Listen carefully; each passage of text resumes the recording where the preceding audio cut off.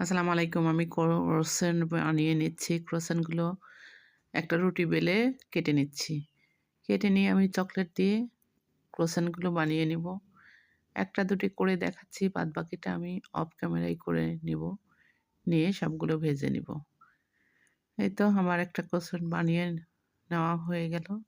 এইভাবে দেখেন আমি ১টা ২টা করে সবগুলোই বানিয়ে নিচ্ছি।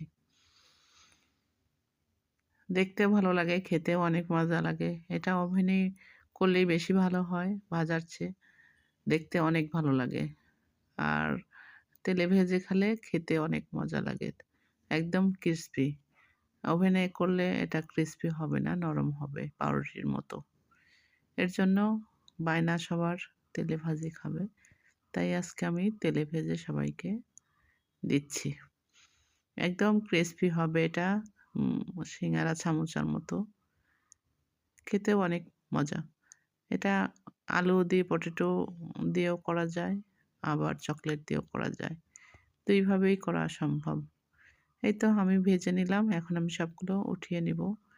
একটু কড়া করে ভেজে নিলে খেতে বেশি মজা হয়। যে যেমন খেতে চায় সে তেমনই করে নিতে পারে। আল্লাহ হাফেজ। এভাবে আপনারা একবার হলেও করে খেবেন।